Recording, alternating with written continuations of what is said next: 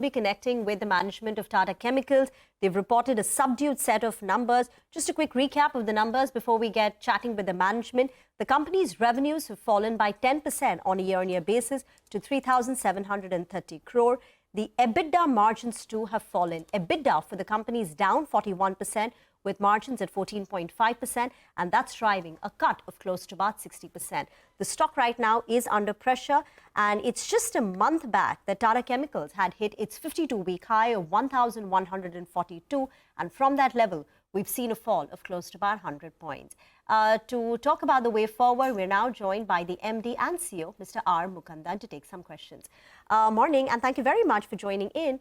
Let me start off by talking about demand. Demand, you say, has been tepid. What's driving this weakness, and are there any green shoots, any signs of a pickup in Q4? So in terms of demand, fundamentally, as far as we see, Indian demand is fairly okay.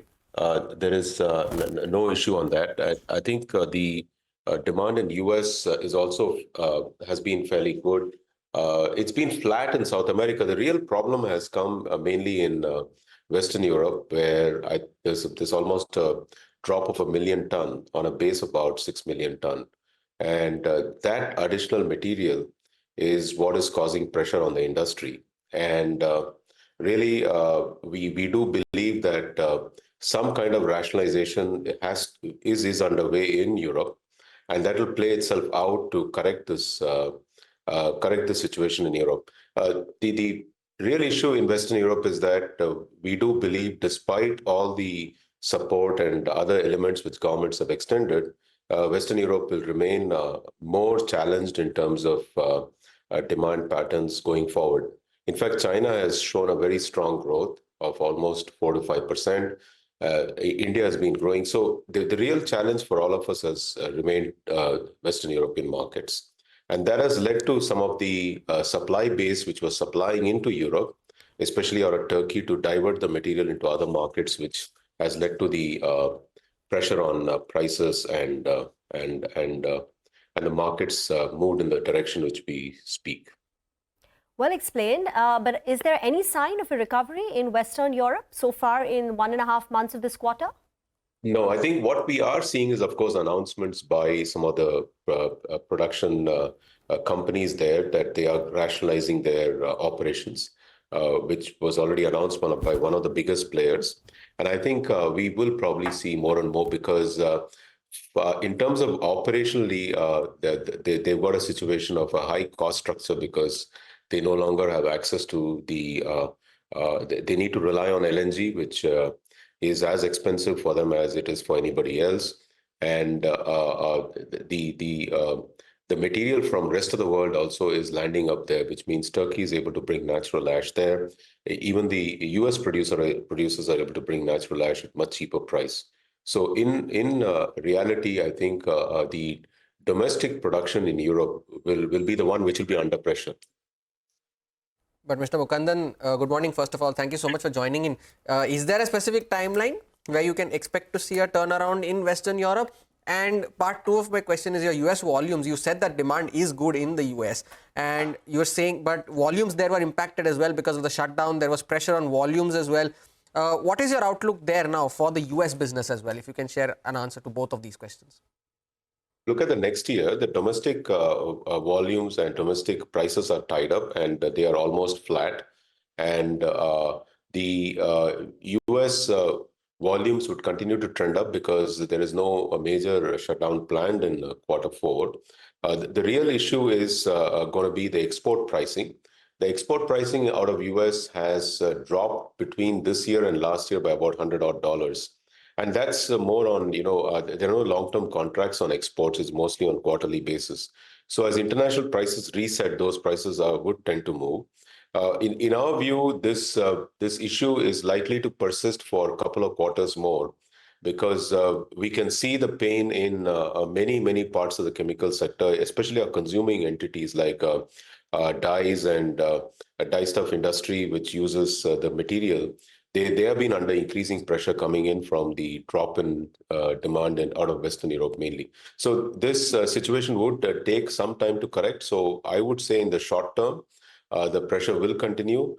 But in the medium to long term, I think this is going to reverse as the capacity is rationalized and as the rest of the world catches up with the demand.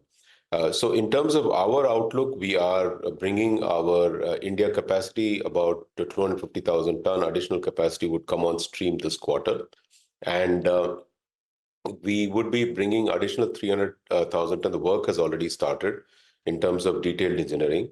So we would continue to press ahead with the growth in those strong markets and the supply base, which is very competitive. We are expanding in Kenya and in US because these continue to be very, very competitive production centers with low variable costs. So our approach is likely would be to continue our direction of travel, which is to stay close to growing markets at the same time expand capacities where it's very competitive to expand. But this near-term issue in Western Europe is largely because of high energy costs there. They've settled almost at 3 times the energy costs they would have paid before the unfortunate war there. And I think this is the reality as it exists today. And since you spoke of capacity, Mr. Mukundan, you bringing on a new soda ash plant with a capacity of around 250,000 tons per annum, which is going to be commissioned in May. How does that augment your capacity too, and what is the kind of addition do you see to your top line through this new plant?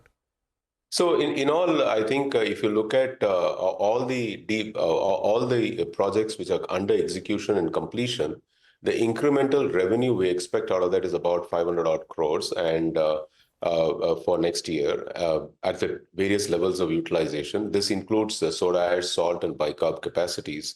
And since there is no major fixed cost increase, the entire contribution should fall into the bottom line. So that's the way we have built this whole project, because all these are debottlenecking brownfield expansions. Since on the subject of capex, what will this do to your overall debt? We have the debt as of December, 4,377 crore. How does it change? So in terms of debt, we have been on target. We have this year repaid about $95 million, which we said we'll deleverage. So India is deleveraged fully. Kenya is without debt. Rallis is without debt. The debt lies mainly in the US and in UK. In US, we had said that we will deleverage at the rate of $100 million every year. We've done 95 already. We should be getting on with our target of 100 million by the time the year ends, and we will continue to deleverage. So our capex is the first phase of this 2,600 capex is almost nearing end. By May, that should finish. That cycle would finish. The next cycle of capex in India of 400 for the salt and about 1,100 for soda ash for the next expansion of 300,000 ton. That is already that's in early stages, and I think that spend would start to commence sometime during second half of next year. And but all this will be met through internal accruals. We are seeing the deleveraging process to continue going forward. Okay, very quickly, since demand continues to remain fairly subdued, is there a risk that soda ash prices decline further? No, in fact, I think our view is that the prices have almost hit the bottom. They've been flat for all the way through. Now we have to wait for the climb upwards, and that is what we would be watching for every quarter. I think in terms of the current pricing at these levels, I think many of the capacities which are uncompetitive would start to shutter down slowly, and that would bring more balance into the market, and that would continue to sort of move up the prices as the market starts to tighten from the current position as it exists. So that will play itself out, but it'll play itself out in few quarters going ahead, which is why I said that this phenomenon needs to be done, and it will be watched. And we'll all watch this very closely. And this has to happen mainly in the Western European markets. All right, Mr. Mukundan, thank you so much for joining in, and wish you good luck for FY25 and the quarters ahead as well. That was the management of Tata Chemicals there, highlighting Western Europe to be the key pain point. Let's slip into a short break. Up next, Prabhat Agarwal, the Managing Director and CEO of Entero Healthcare Solutions, joins us next to discuss their IPO opening. Stay tuned, we'll be right back.